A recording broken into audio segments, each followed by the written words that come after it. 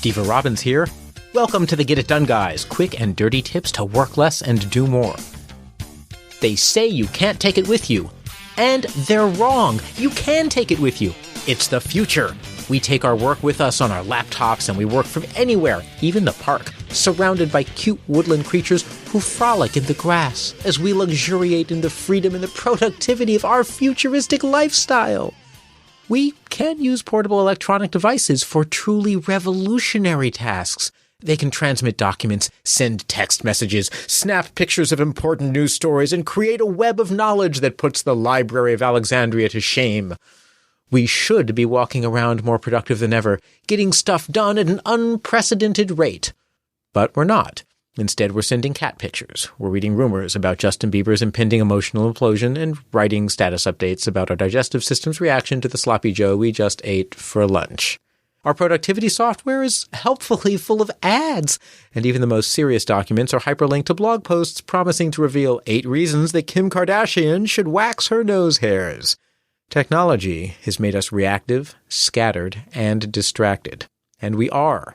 The most common thing people tell me is that they're distracted, overwhelmed, and can't find the time or space to focus. Haha, yay technology.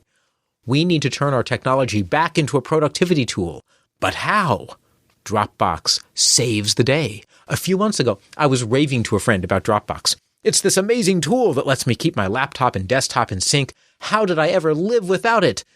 Then I realized that most of my life was spent without Dropbox. I took my work with me without Dropbox. How was that possible?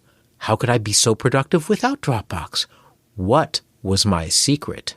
Did I have a more expensive laptop? Better Wi-Fi? Speedier web browsers? Actually, no.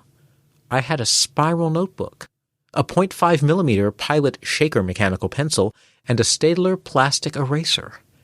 And yet I got everything done no matter where I was.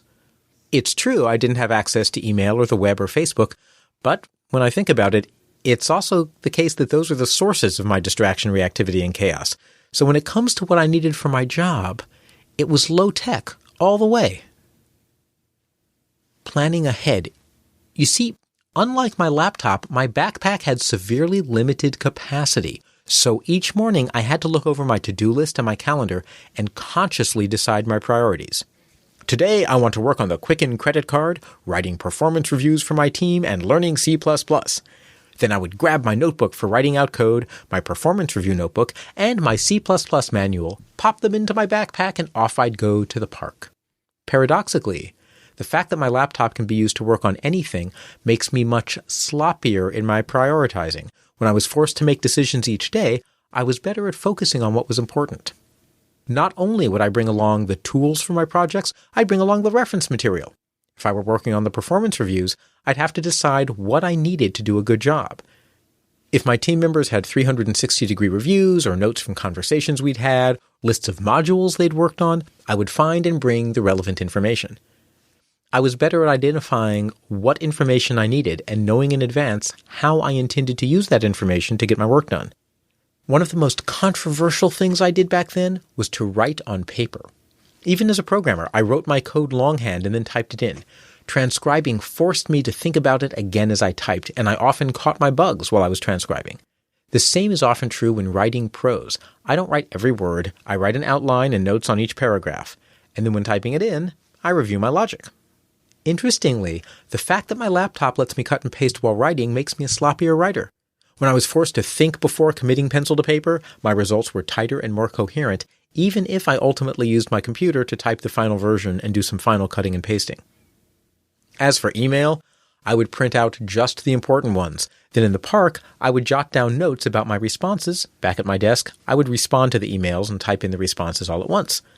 "Oh my golly gosh darn, you cry. What a waste of paper." Compared to your laptop manufacture and shipping generated more industrial waste and environmental damage than all the excess paper you'll ever use printing out your important emails. If you're really worried, save paper by printing double-sided 2 pages per sheet in draft mode.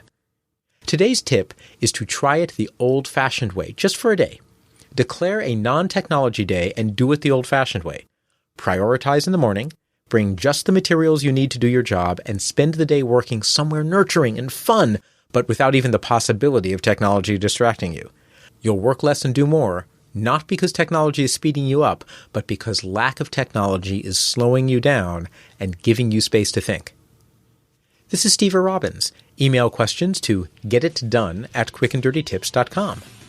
I'm an executive coach and management consultant, and what makes me unique is how I align strategy and details, help you think outside the box, and bring a cross-functional, cross-disciplinary approach. If you want to know more, visit steverobbins.com. That's STEVERROBBINS.com. Work less, do more, and have a great life.